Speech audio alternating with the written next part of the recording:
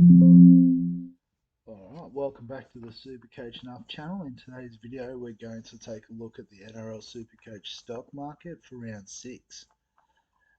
So without further ado, let's get into it. These videos do take a little while to get through, but I suppose the goal is to look at all of the, relevant players, for lack of a better term, and just have a look at where they're at and my thoughts on where they sort of stand. So starting off with the premium hookers, and Wade Egan is at the top of the list there. The only one with sort of a still fairly negative break even in terms of his average.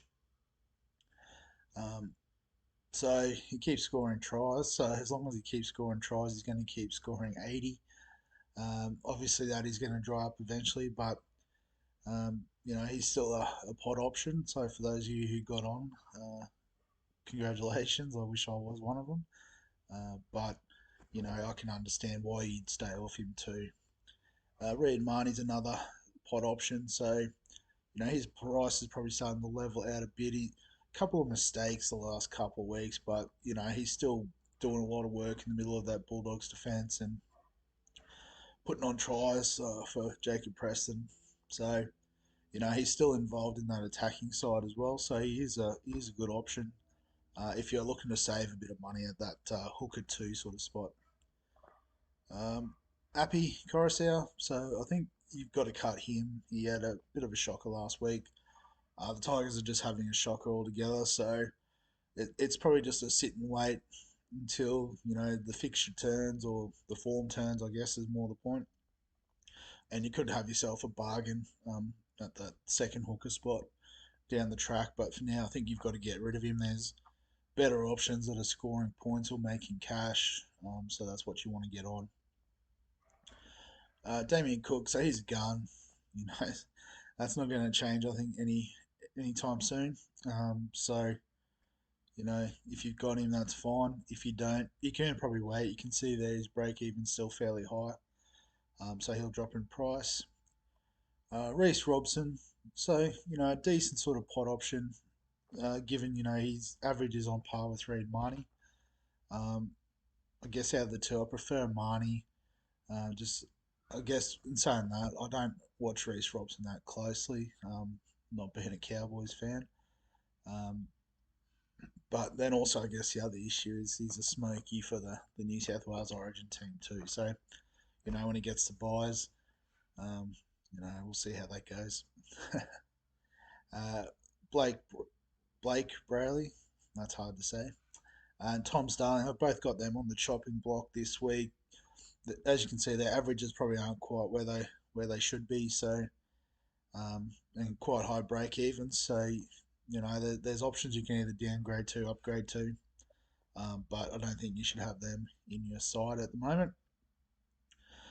Jerry Marshall King, I do have him as a pod, particularly with Sean O'Sullivan out. I think he's going to have to take a bit more responsibility in terms of steering the side around. And then obviously, he'll be doing a lot of defensive work in the middle as well. So, um, again, probably based on his average too, you can see I'd have him below those other pod options. But yeah, I can understand why people would want to keep him in the side. And Harry Grant, he's a gun. He's back in the form this week. That one sort of blip on the radar, so his break even is still quite high. So for non-owners, can wait another week or two. His price will dip and bottom out, and you get a little discount on Harry Grant. So then the mid-range and cheapy options, so anything less than 500k in this case. So KO Weeks, I've included him just because he's now got DPP. He's basically playing that bench hooker role, and he did score a try, I believe, on the weekend, which boosted his score. But I should have actually put a second symbol in here to suggest that he is a trap. That bench hooker spot really isn't much good in terms of points, but also I guess really slow cash generation, and again there's probably better options in that sort of price range anyway. Um, Hands, so the bench hooker from Parramatta, he's on the bubble this week. So about to play his third game if he's named. I am recording this on Tuesday morning, so I don't know what the teams are yet. But again, probably sort of in a similar sort of trap type role. Um, you know, he's probably not going to score a massive amount of points. He's not going to score a try every week like he did the first week. Um, so probably one just to sit on and sit on your hands.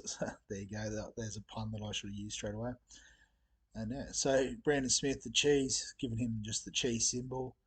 And mostly because it's a bit of a confusing one. Obviously, I've held the whole season, and this is the time now where you can see his break even's a bit low, so he's going to start lifting in price. Um, Probably a bit more of a slower price rise than you'd like, but in saying that, he's probably only one game away from that big spike game where he gets a try and there's some tackle busts and that with the way that he runs out of dummy half. So um, yeah, I'm keeping the faith. If you wanted to get off and get onto a different option, I could totally understand as well. Bronson Garlic, he's a chop for me. Just not playing big minutes, playing as like that sort of lock forward, ball playing type role, but just isn't getting the minutes. Sonny Luke, so I've still got him as a hold. I guess it seems a bit hypocritical talking about the other bench hookers and saying that they're avoids. Um, but there's just something about this guy when he's on the field, he's gonna make stuff happen. He just needs to get on the field. So if you've got him, I'd consider holding. Um, Again, he's the best option around that 200k mark. So in the cheapy sort of category. So yeah, I'd definitely hang on to him if you've got him. Mitch Kenny though would chop. He's the starting hooker there at Penrith, and he's still only averaging 36. It's just not good enough. Jaden Brayley, so his price probably has bottomed out now after that HIA affected game a few rounds ago. But I'm going to pass. As you can see, even with that, his 3 round average is still at 38. Might lift a little bit, I think, if that 4 is included. I can't quite do the math on that. Corey Pake, so he was looking like a nice cheap option last week, and then he went and did absolutely nothing. So, cut him if you've got him. And same with Josh Hodgson. He's obviously not the sort of super coach player we want. And now also, uh, they've got a hooker on their bench, so he's not really playing 80 minutes at hooker. So onto the premium front row forwards. So Max King has elevated himself up to this level um, with another massive effort, and he's got the pirate symbol because of his one-eyed effort against the Cowboys. Unfortunately, copped the wrath of Jacob Preston's finger. Not that the finger came out too well either. Um, but yeah, he's a really good pot option. Obviously, he's in the Bulldogs project side, and he's going to be a keeper, I think. So yeah, that's worked out really well. He's clearly the leader at the moment in the Bulldogs pack. Hopefully, he can get up this week. 5-day turnaround with an eye injury is quite skeptical, but honestly, we're running out of players, so we need all hands on deck at this point in time. Payne Haas, I've got him there as the must-have. So, I've classified these guys all as the gun sort of options, but he's starting to stand out. You can see there with his average of 81 across the season. Yeah, so if you're looking to target a gun front row forward, here's the man to get in. Obviously, if you need to save some cash, you could go one of the cheaper gun options, but you are going to be missing out on those points. So as soon as you can, I think get Payne Haas in. Joey Tarpany, so he scored another 60 this week. He's just chugging along. Um, I guess if we group all three of them together, they're Joey Tarpany, Big Tino, and Tohu Harris. They're all dual position. They're all sort of averaging in the 60s, and will probably continue to do so. I guess the knock on Tino is that he is a bit more expensive, and also that he'll be playing Origin this season. So Tarpany and Tohu obviously being New Zealand reps, don't need to worry about that. And I've got big Josh Papali'i listed here as well, Big Papa. Yeah, if you got him, give him the chop. Um, I can't imagine too many people would have him, but he missed the start of the season. Then he's averaged 45 over his first 2 weeks. So um, I could have the bubble symbol there on him, but I guess this was more of a, if you've got him, you can cut him. He'll drop in price, and pick him up maybe even after Origin. Might be a sneaky pod for the run home. So on to the mid range front row forwards, and we've got Jared Wallace there at the top. Um, he had a pretty poor performance against the Dragons in terms of Supercoach scoring. Didn't see the game, so I can't speak to the actual on-field performance. But I know he was popular last week because of the low break even. But no, he's being cut. So if you got him, you could hold him for another week. You can see his break even's only 30, so he might make a bit more cash. But I'd be getting off if I was a Jared Wallace owner. Christian Wells, so he's got the bottom symbol, so his price is bottomed out there. I should have probably had that for Jaden Brayley as well. But the difference being is that I think this could be the time to get in and grab Christian Welsh if you sort of wanted to keep him as that uh, third front rower option, perhaps. Um, and yeah, I guess when we get to the Stefano, you'll see the numbers there are quite similar. So it could be a sideways trade, perhaps if you're so inclined. So Jared Warrior Hargraves, so from the Roosters, he's on the bubble. He's only played 2 games this season, so he will start to lift a little bit in price. So another sort of option there in terms of the probably the third front row spot. And I've also got Lindsay Collins there as a bit of a pod option. So his average is a bit higher than the rest on this list. So obviously a little bit more expensive too. But it's definitely a good option if you're looking for a bit of a cut price front row two type option. Gerbo, so he's here for dual position purpose. He didn't. He already had the second row, front row flexibility, but as you can see, his average is quite good, and he does have that flexibility. So you could do worse and get him in. Stefano, so this is, I guess, one where you've got the hold or the chop. It's really up to what your circumstances and where you're at. So his price has peaked in terms of whether he's gonna not really gonna move up in price anymore. He's made 100K or so in cash, which is great. But then you've just got to make a decision about whether you want to keep him as that third front row option at that price, or if you wanted to trade. And particularly if you're running him at front row two, you probably want to start looking at moving up to one of the guns like a Haas or Tarpany Tohu if you can't quite afford Haas. Max King even as a pod. So yeah, so I'm gonna probably hold just because I wanna, I've got other areas I need to improve on in my team. But yeah, if you're looking to start fleshing out your front row, um, he's one that's ready to be cut. Jesse Bromwich, so he's got the Spartan symbol there. It's one I just added in because he's 300th game this week. So congrats to you, J Brom. That's the only reason he's on here, to be honest. He probably isn't the most relevant super coach option, but just wanted to give him a shout out. Regan Campbell Gillard, probably one I'd pass on. Just again, he's not really a gun. He's not making any cash, so I wouldn't consider him. Tommy Gilbert, I'd give him the chop just because of the high break even. Obviously, he's in the similar sort of boat with Gerbo in terms of price average. Um, but yeah, just I think again it all sort of ties in with the Dolphins and missing their halfback. Um, there's the attacking upside probably not going to be there, so it's just going to be the workhorse effort. And with Gerbo, you've always got that possibility that he's, passing off his hip to his brother or something crazy like that at Manly. And so the rest there as well: James Fisher Harris, Adam Fanua Blake, and Reuben Cotter. If you've got any of those, um, I think you have to cut them. Pretty sure Fisher Harris is out injured now as well. Cotter's been out injured for a couple of weeks.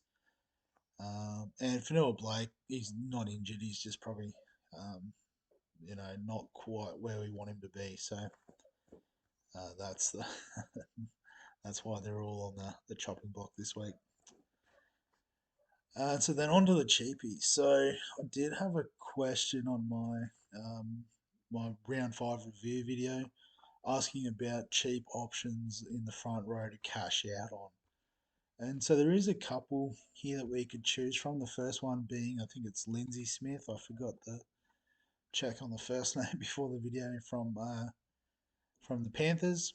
So he scored a 61 last week in his first game, and with Fisher Harris out injured now, there's potential that he could spend a bit of time there the next few weeks. I'm not quite sure on the prognosis of the injury. I believe it was a knee, so it should be a few weeks. But he's one you can wait on a week. So he's only played one game. His price isn't going to get out of control. So you can have another look this week. The one that I'd get on this week is Big Isaac, Fasil Malawi. I almost got that one right. I'm going to keep going until I get it right.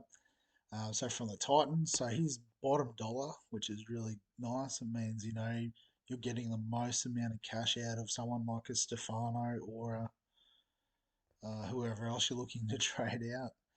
Um, and then obviously that just gives you more money to use elsewhere. So for that reason, he's the best buy. Obviously, he's only averaging 33, so he's not going to make a lot of money. But if you're just looking for that pure cash out, which is, I guess, probably what we're looking at this particular time of the year, he's the best shout for that. So Murdoch Masilla from the Dragons, I've got the trap symbol on him. He finally got a half decent score on the weekend, but um, one good score doesn't a season make. So yeah, just I can understand he's cheap. He's dual position, which is nice, but um, yeah, I don't think it's a good idea just because it can become an auto emergency nightmare. Franklin Pele, so he did look good on the weekend. Sort of came in, had to play a few minutes, but then went and busted his forearm, so he's out. And at bottom dollar, or close enough to you could potentially hold, but he'd become like a permanent sort of loophole option for your captain. But if you can, you know, chop him, get someone that's going to make a bit more cash anyway. Matt Croker, so scored well again on the weekend. Not as good as his 250s in the first 2 weeks, but yeah, he's going all right as that cheap option that we talked about last week.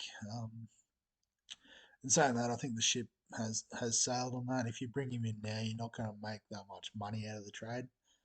So it's probably just one to avoid in that case. If you've got him, obviously hold him. He's still going to make some money. But yeah, if you're looking for that trading, I'd go down to Smith or Farsal, Big Isaac. I'll get it one day, I promise. Sean Kepi, so I've got the slow burn symbol there on him with the snail and the fire.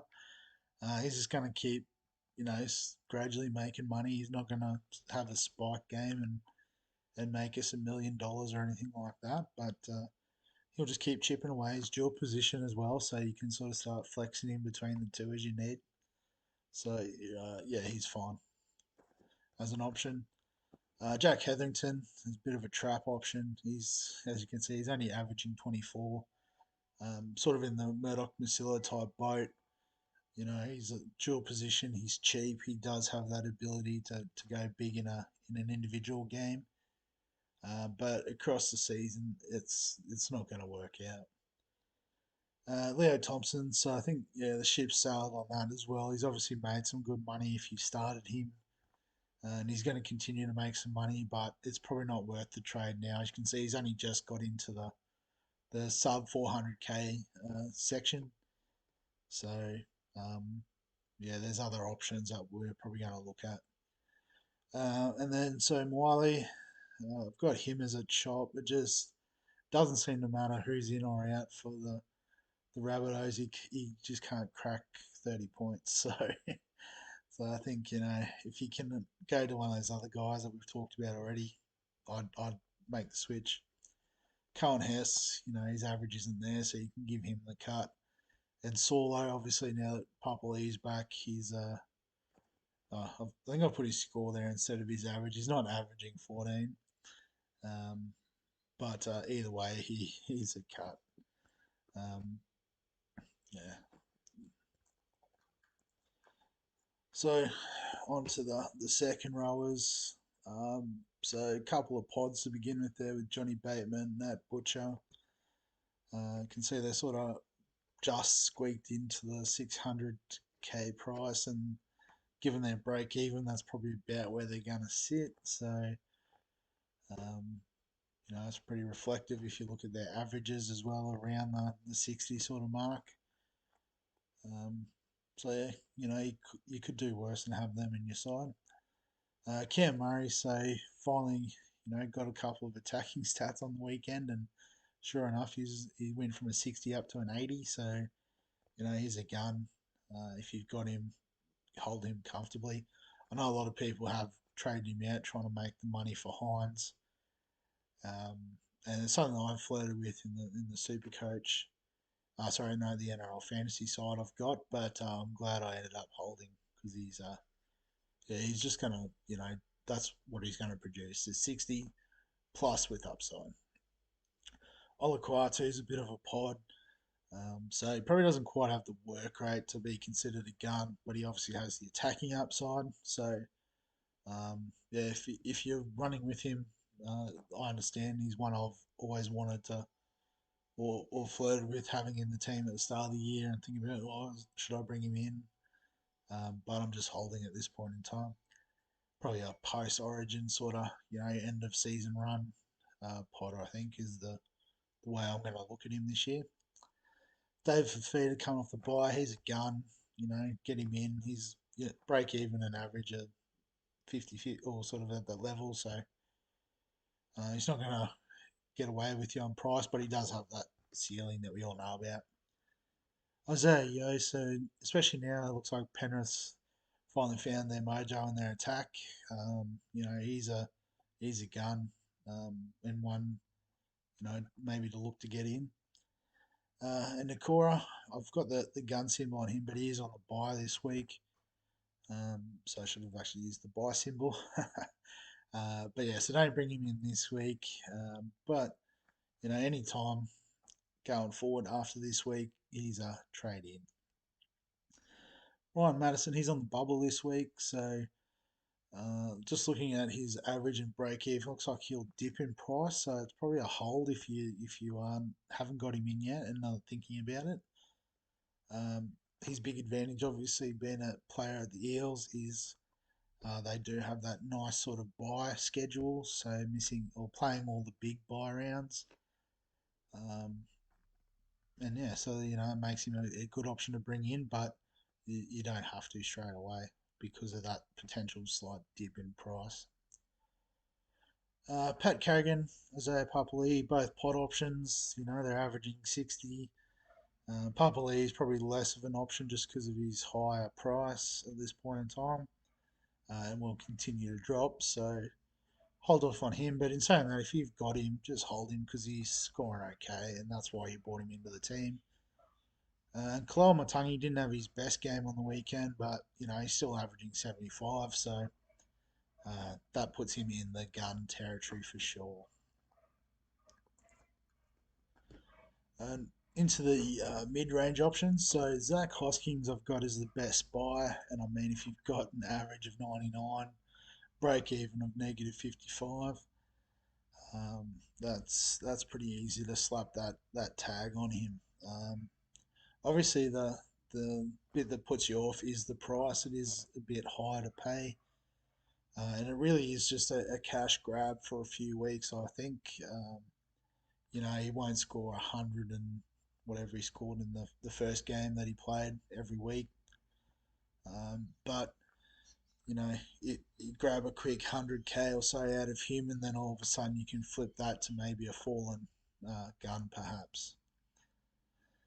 Um, Jacob Preston, so he's still making money hand over fist. That's now what 270k that he's made, and he's got a negative break even.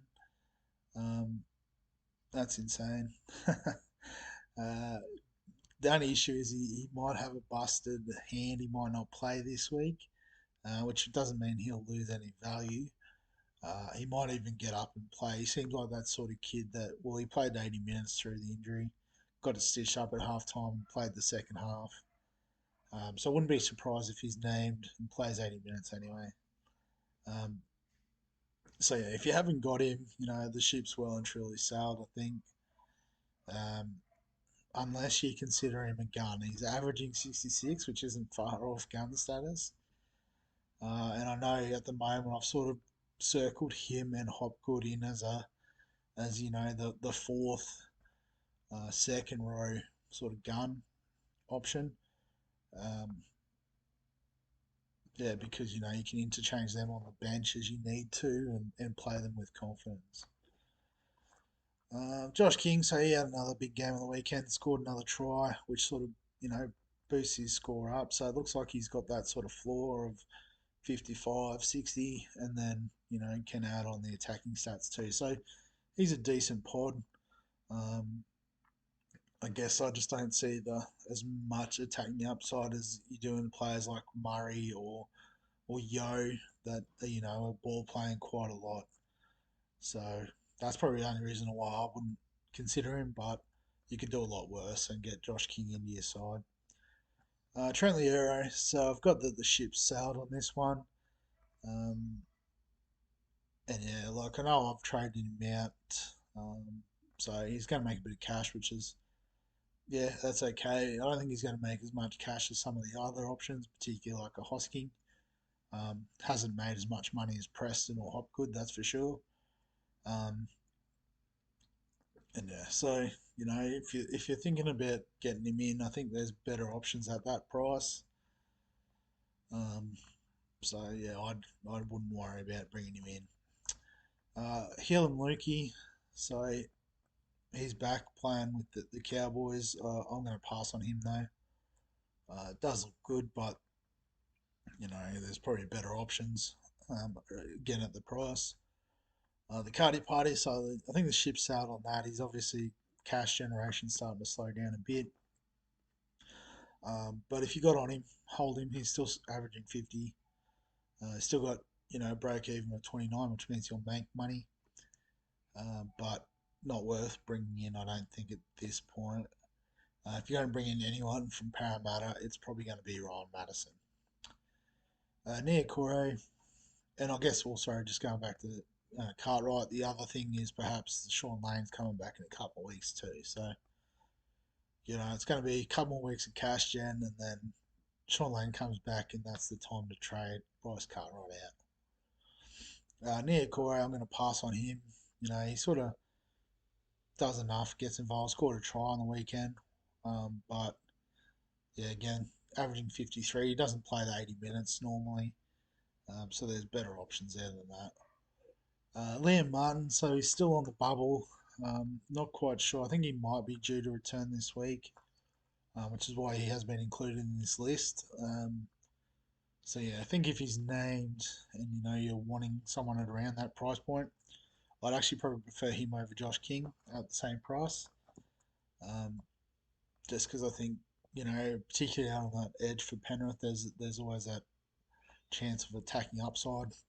He does find a way to break a tackle and get over the line fairly regularly. So more mid-range options, couldn't fit them all on one page. So Frizzell, so his break even's not too bad compared to his average. Um, but probably going to pass. There's just a couple of players that are a bit higher priced. Sorry, higher average for the same price. One of which is Eli Katoa. So if you've got him, keep holding him. He could almost be a keeper option at that value price. Jermaine Hopgood. So I've got the peaked symbol here. So similar to when we talked about who was it? Oh, Stefano in the previous video, and I said on the previous section, and I said you could hold or you could cut depending on what you want to do. I think it's the same thing with Hopgood. Um, yeah, so obviously, those couple of big hundreds that were in his initial average have now dropped out of his rolling average. So his break even is getting close to the 3 round average. Um, but, then we have to make a decision of whether, he's a hold going forward. He does have the advantage of, the origin by schedule. The downside is I have a sneaky feeling he'll make the Queensland team based on his form at the start of this season. So, in which case, if he does become an Origin player, that's actually bad because he doesn't just miss the Origin games, but then he also misses the Parramatta's buys because none of them are in the Origin period. Um, so yeah, it's one to consider. It's something I'm considering maybe chopping him to bring in Hosking.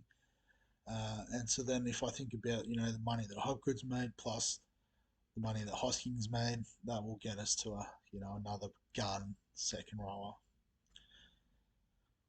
Capewell, so he's a pass. He's doing all right on the edge, but probably just doesn't have the average where we want it. Fitzgibbon though, he's still doing well, so he's a pot option, I suppose. The Knights are looking good in attack even without Kalen Ponga around. Just Tavanga, so if he was playing that 80-minute lock role every week, he'd be straight in my team. But he was obviously only filling in for Tohu Harris, so he'll revert to probably his interchange impact role once Tohu's back. So that's why I'm not going to consider him. And really having kick out, he's got the HIA symbol there. He got a head knock in training, and so now we'll miss the next 2 games. Oh, sorry, the next game. He missed the game last week against Cowboys. He misses the South game. And he'll be good to go after that. So if you've got him, given that he's not playing, given that he's going to lose more cash, yeah, you want to get out of that pick. So then on to the cheap options, and there's not a great deal if I'm being honest. So Sean Bloor, he's a hold. I don't know if he's a trade in option purely because of uh, the unknown role that he's got there at South, the Tigers, sorry. So obviously Papali, Bateman had got the big minutes on the edge. So it looked like he came on in the middle and he was almost like, I guess, the smaller forward lock role. But yeah, played it really well. I think scored 60. So I've got the hold symbol there. So it's a case of, I guess, if you've got him, you can hang on to him because he's going to make some cash. Um, Whether you trade him in or not, you'd be a braver man than I to bring him in. Jackson Ford, so I got the cash cows there for him. Didn't set the world on fire on the weekend with his score, but now that 4 I think he had is out of his average, he's going to actually start generating some cash. So this is the time to have him.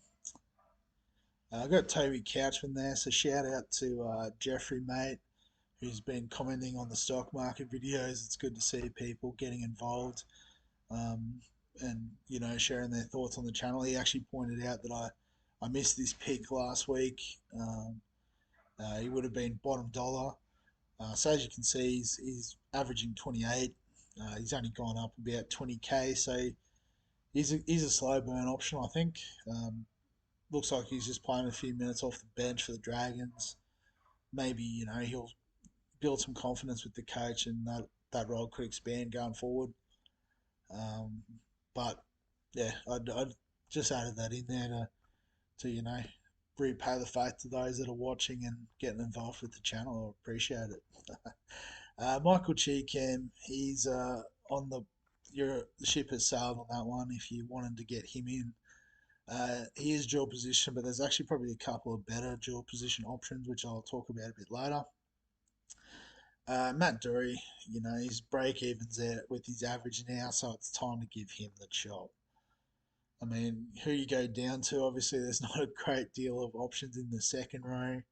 So maybe it's a case of flipping a Sean Keppie into your second row and bringing, okay, we're going to do this. Fasu Malawi, no, Isaac from the Titans. Um, Bring him into the front row, and you've got 130k to spend elsewhere. So on to the halfbacks, and at the top of the list is Sean Johnson. So I know a couple of people that are on him this year, and they are absolutely cheering. As someone who's not on him, I am not cheering. But yeah, no, he's going well. He's loving life back in New Zealand. Um, yeah, so real good pot option. Um, I know a lot of people getting on him perhaps as the gateway to Nico Hines, so that's fine too. Speaking of which, Nico Hines is on the bye this week, so you've got 2 more weeks this week and then next week, I suppose, to generate the money and make the trades to bring him in. Um, because yeah, I think if you're going without him, you're gonna end up behind overall.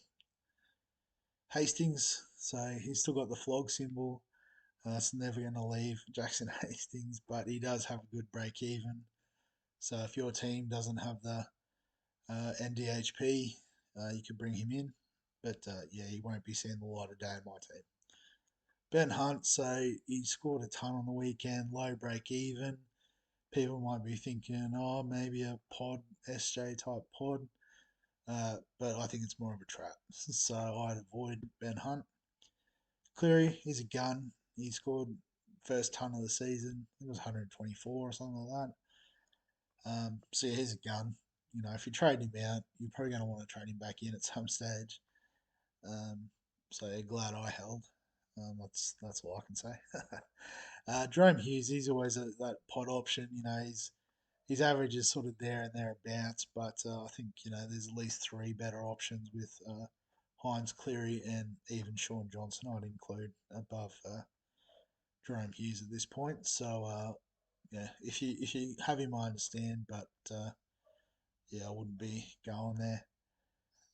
Sam Walker, I've got on the chopping block, so he's going to lose a bit of cash, and there's better options there with SJ or um, I was almost going to say Hunt might be a better option, but that's probably not true. But yeah, I guess if you got a couple of trades, you could do Walker to SJ this week and bank the 30k, and then you use that extra bit of money that SJ makes this week towards getting Hines in.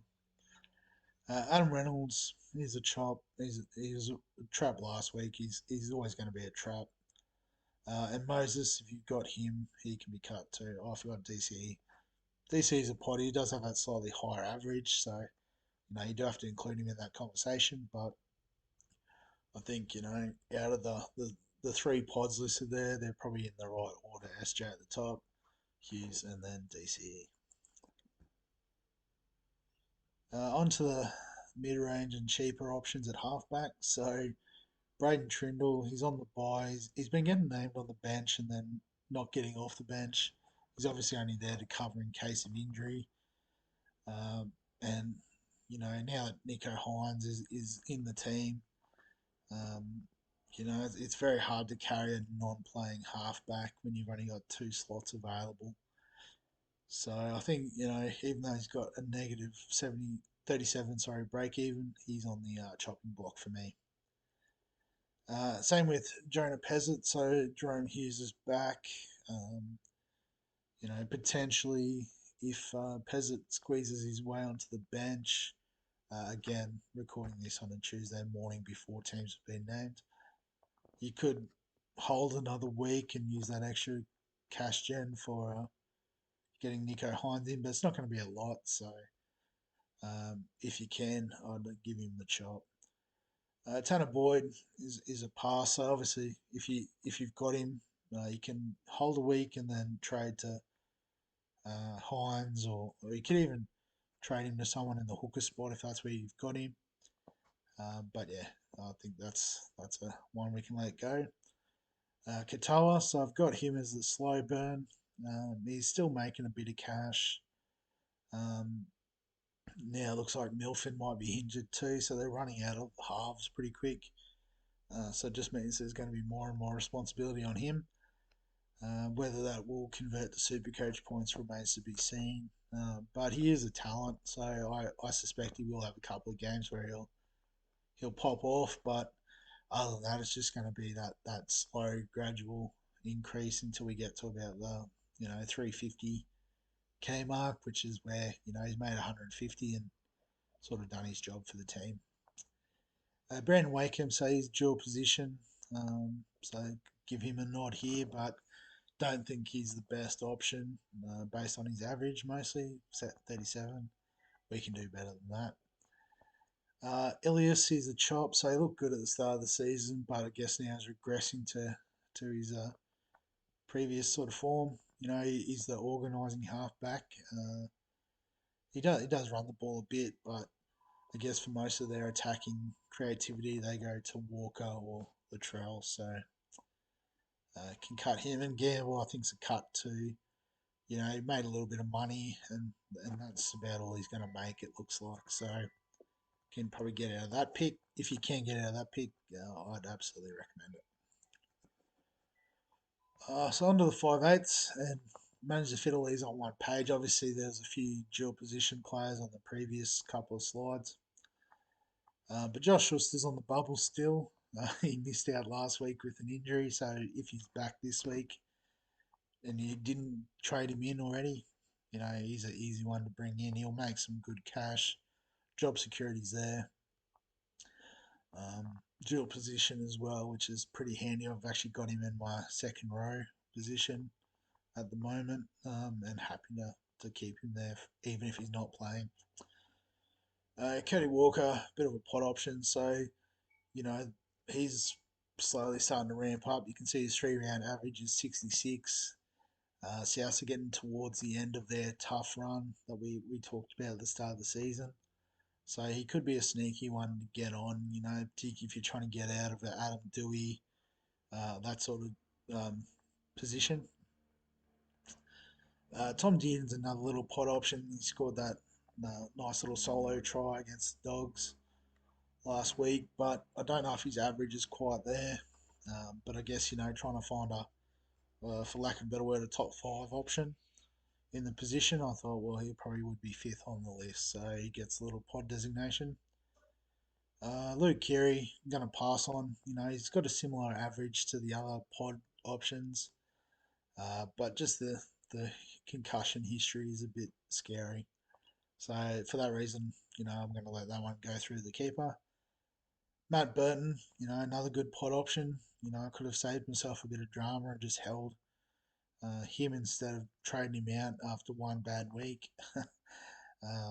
But that's how Supercoach goes. Sometimes you make a call and it doesn't work out. Jerome Lewis, I'm still going to pass on him. Obviously, uh, you know the Panthers had their best sort of attacking game, but he still didn't seem to end up scoring too high. So yeah, I think there's better options around that price. I'd probably even have someone like a Kiri over him for that reason.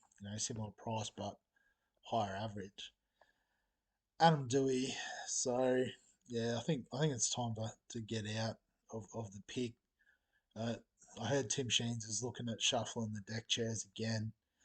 Uh, yeah, don't know where he's going to end up, but yeah, he is capable of scoring, and he probably will go on a run throughout the season. But yeah, I'm getting out of it, and I guess I recommend you do too if you're on him. Ezra Mam, so another one sort of around that 50 average. So that's, I guess, the problem with a lot of these 5/8s is they're all averaging around 50s. Um, and yeah, we sort of want a little bit more out of our attacking players. So pass on man. Milford is injured, so if you brought him in thinking he was going to get big minutes off the back of Sean O'Sullivan, or big responsibility, I should say, it was probably a silly call. So yeah, cut him. Munster, he's a gun. Did Munster things on the weekend. So yeah, if you can, I'd get him in whenever you can. Obviously, the cheaper option, I guess the gun is Dylan Brown. Unfortunately, he didn't score that great for me bringing him in last week, but that's just part of the territory. He averages more because 50 is probably his floor. He'll only push up from there. So onto the centre wings, 600k and over. At the top of this list, we've got Jackson Paulo from the Roosters. So an interesting one. He's obviously smashing it, averaging 76, 93 over the last 3 rounds.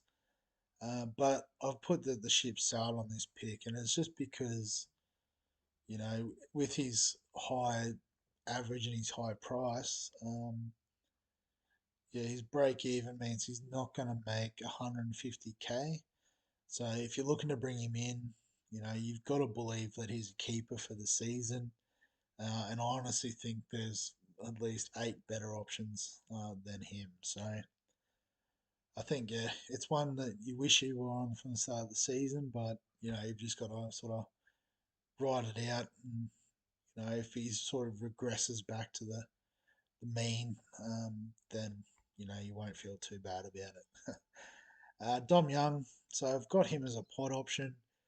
Obviously, had the week in New South Wales Cup, might have been just a fire up from the coach, and it seemed to work. Got over for 4 tries, but he's just big body, which means he likes to run, he likes to bust tackles, he likes to score tries, which is I guess the style of winger that you want if you're going to pick them in SuperCoach. So um, yeah, I could see a few people wanting to get on. But I think there is better options as well in saying that. Ronaldo Mulatalo, speak about big body wingers that like to run the ball. He's on the bye this week.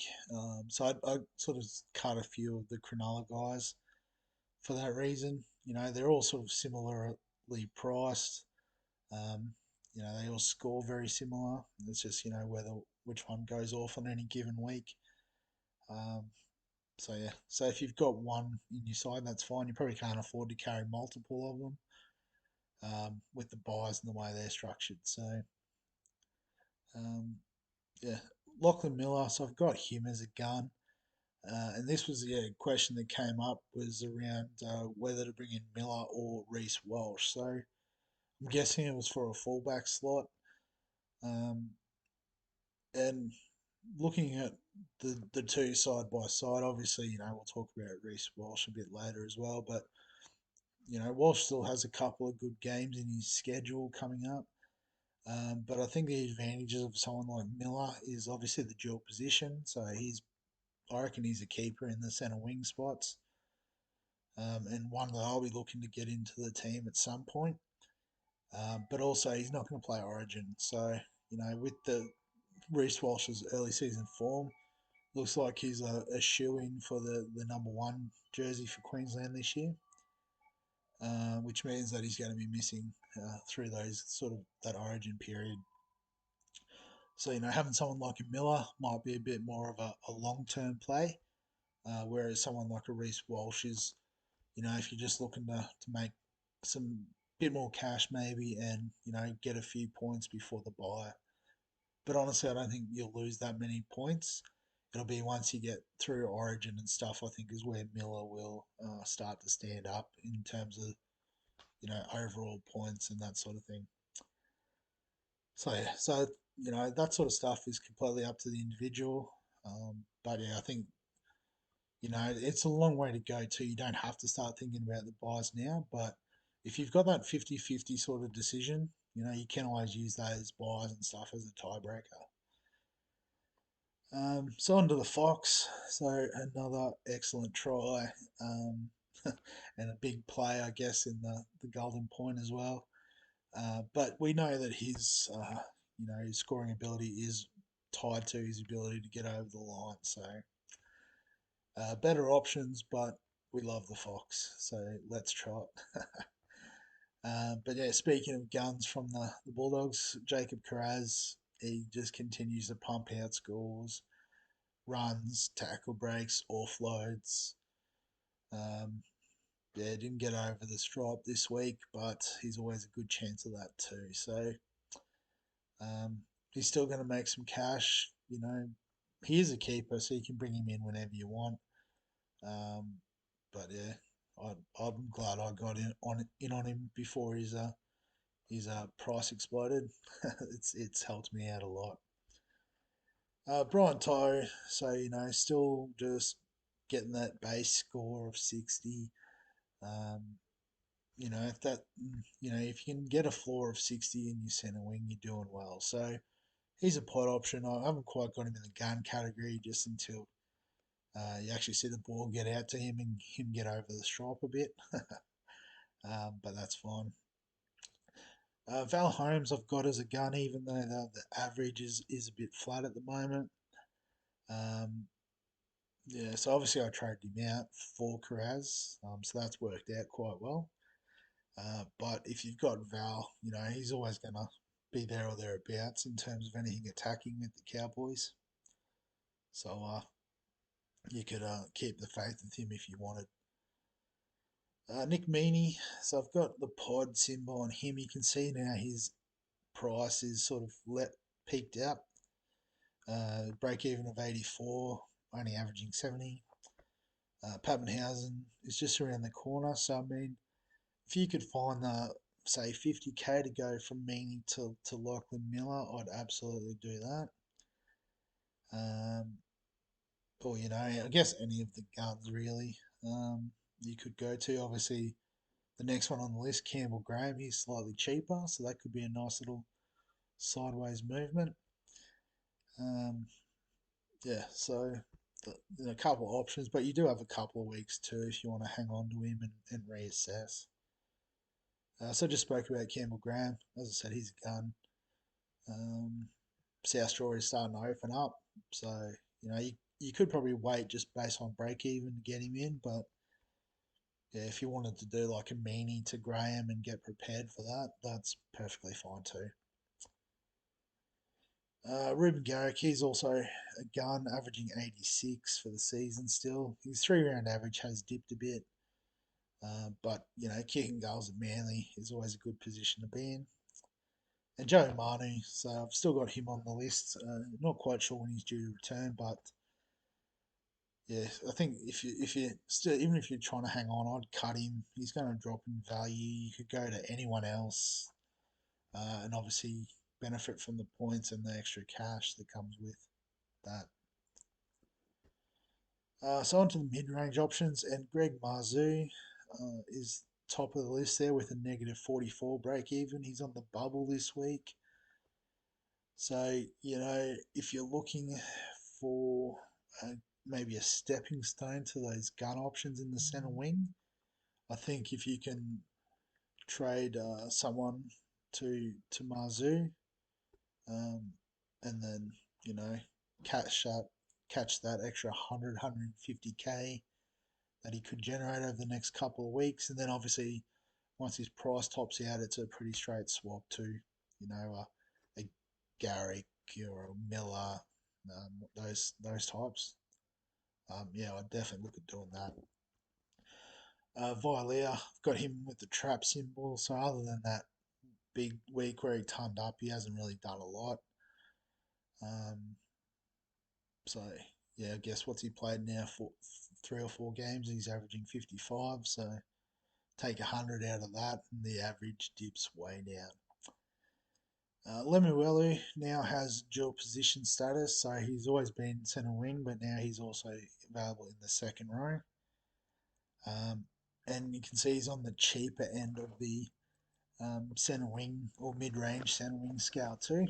So, I mean, He's still going to make some cash. He's average if he can stay out on that second row. Sorry, on that edge for 80 minutes. Um, yeah, he could easily average a 50, which is a really nice base to have in your centre wing slot. Um, Also, um, the other dual position option, I know I said I would talk about this later. So Lemuel is obviously the one over Michael Cheekham. That's who we were talking about. The other one that's floating around, he's only played one game, but Tom Eisenhuth from the Storm. So I think he's about 270k. Centre wing option, or centre wing and second row forward option. So um, one of the things I was toying around with for trades this week is bringing both of them in and starting to get that flexibility between the centre wing and the second row as well. Um, Obviously, you can wait a week on Eisenhuth and have another look at him, but I think given some of the frailty around the Storm's middles, someone like Tom Eisenhuth is going to be a really big part of that rotation. So getting someone like that at 270k in your centre wing is a pretty mint option, I believe. Uh, Jermaine Zarko, so again, another one that's a bit puzzling how he keeps scoring. Turned up again with only a try, I think, and only kicked a couple of goals.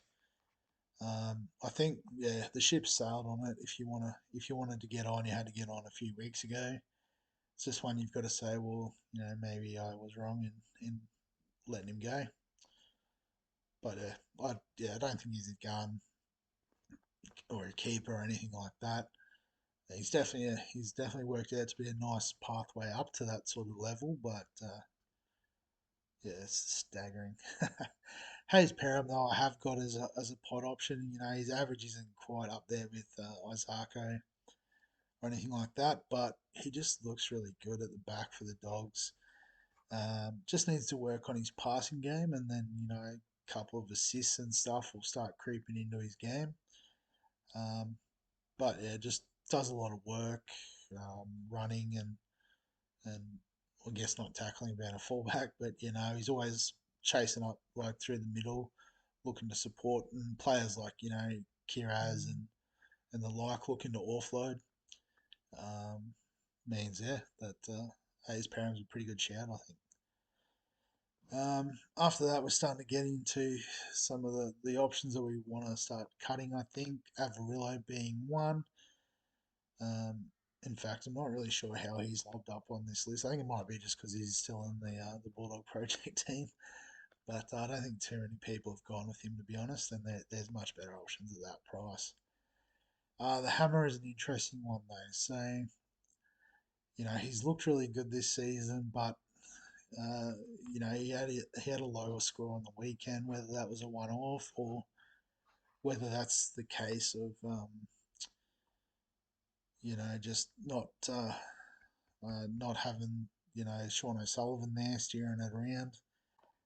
Uh, but yeah, I think he's one that's close to being ready to chop. Um, if you can find the 90k to go from the Hammer up to Marzu, I'd probably do it, and that's one of the trades I was playing around with this week and still leaning towards at the moment. I haven't come up with a better option yet. But yeah, just trying to take advantage of getting as much cash as we can. Particularly when if you look at your team and you feel like you're pretty well set in terms of you've got a good number of keepers already, and you only need to add a few more sort of depth pieces around. You can probably afford two trades to flick him to Marzu and then Marzu up to whoever you'd like after that. Selling Cobo, Katoni Staggs, got them on the chopping block again. Someone like Staggs to Marzi, you're actually making money on the trade. Um, yeah, I think that one's a no-brainer. Cobo, you can see from his average that that we've got better options than that. We don't need an average of 44 in our team. It's the same thing with Swally. His price is sort of topped out for now. He might kick again and spike up in price. But again, he's not a keeper, so you flip him to Marzu. Um, you're making money out of it. Montoya, I know he was popular a couple of weeks ago with that low break even, but his massive 100 and whatever it was points is out of his rolling average now, so he has peaked in price and is well and truly on the chopping block. So then on to the cheap options, and so as you can see, there's lots of good cash cow options here, like Khan Pereira, Will Warbrick, Charles Nickel Clockstad, Taruva from the Panthers. Problem is that they've already made some money and they're all up over, well, Warbrick's not quite, but they're all up over 340k. That's how I was going to say 350. But they're all up over 340k. So, um, yeah, which is good. It means they're going to make more money because they are still cheap with such low break evens. But as you can see from this list, there's no real downgrade options. There was a couple of one game players. Um, so Jack Bostock from Redcliffe was one. Tom Eisenhuth was another. There was a third one whose name has escaped me. No, I can't think of it. But they've all played one game too, so that they're all worth another look for a week. You don't have to trade down to them straight away. You can have a look and see how they go again. Um, but yeah, so if you're looking to get these guys, or I guess you're not looking to get these guys out, you're looking to get these guys in. Downgrade one of those mid-price options if you haven't got these guys, and then the money might get you to a Marzu or something like that, or even an out-and-out keeper. But yeah, so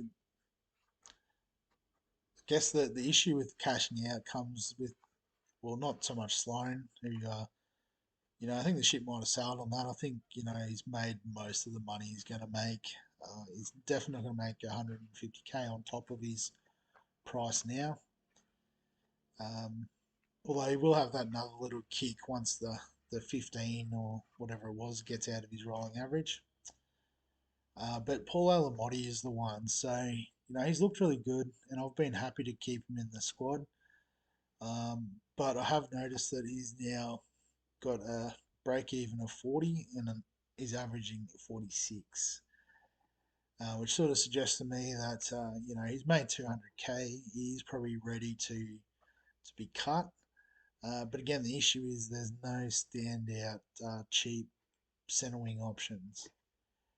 I mean, with the right flexibility, you could potentially go all the way down to Big Isaac through the second row and the front row. Um, but that's obviously team dependent. I know I can't do that personally. Um, and yeah, so that's why I guess I am leaning towards like a Tom Eisenhuth. So, sort of bringing him in that spot, and then that frees up some cash to bring in a couple of the other guys, like Marzu, Zach Hosking, that sort of thing. But on to the fullbacks. So Tom Chester, again, another weird one, average of 60, negative break even, but he's on the chopping block because Scott Drinkwater's coming back. But he's looked really good. He could end up becoming that bench utility option, which means you could hold him for another week or two to squeeze out the last bit of cash. But yeah, I think it's more than likely going to be that he's only going to come in if there's uh, an out in terms of the fullback, or perhaps if Tom Dearden was out, Drinkwater could slot into that spot. They do also have a young kid, Tom Stuffy, as well, that can play halves though. So I think Chester's just a like for like replacement for Drinkwater. Reece Walsh, so I've got the gun symbol on him finally. I've conceded that, he's looking really good. Um, yeah, I mean, you could do worse than bringing Reece Walsh in, as I talked about previously with the question between him and Lachlan Miller. They've still got a couple of really good games, the Broncos, in their schedule. But it does sort of get a bit tough leading into Origin, and then, like I said, I'm pretty sure Reece Walsh is going to be the fullback for Queensland. So, um, you could bring him in, but then I feel like in a few weeks you're going to want to get him back out. So it's up to you whether you want to play that sort of game where I know some people like to flip the fullbacks and rotate them because there's obviously so much potential for scoring with them. And particularly when you've got players like Teddy out with the HIA and stuff, yeah, you want to bring in that hot hand. That's totally okay. Will Kennedy's on the bye this week, so real sort of exotic pod type option. Turbo, I think he's a must have. He's just averaging well. He's still relatively well priced when you consider like Nico Hines is a 900. There's a couple other guys up around 700, and he's playing and scoring just as well as any of them. So I think he's the one you've got to have at fullback, and then you can pick and choose your second after that. But Dylan Edwards and Clint Gutherson, they're ones I wouldn't consider. Just I don't think the averages are there, and also the upside really isn't there. Unlike some of the other guys on the list. Latrell, he's still a pod option. He looked a bit MIA against the Storm, but he can do that. But hopefully, again, we talk about South's draw starting to turn. Um, you wait a couple of weeks and maybe get him at the bottom, and then he can explode into Origin and go from there. And if you got Teddy, I think you've got to cut him. His average hasn't been where we want it to be. Unfortunately, out with the concussion, so he won't play this weekend anyway. But yeah, if you can trade him out, only costs 50k to Walsh or 30k to Turbo if you haven't got Turbo yet. And he'll drop in price and could easily lose another 80, 100k. So we're getting a real bargain when he bottoms out in price. So I think that that ends the video. Hopefully this was a bit shorter than the other ones. I know it does take a while to get through them all. I didn't really want to do that. That's okay. So thanks very much for watching. Obviously, if you've got any thoughts on the team, feel free to on the team. Sorry, any other thoughts around those players, feel free to comment. As I said, it's been really great to see a few people getting involved with the comments and stuff. If you are enjoying the stock market stuff, remember to like the video to let me know that we need to keep going with this. Subscribe to the channel for all the other content, and other than that, I'll catch you in the next one.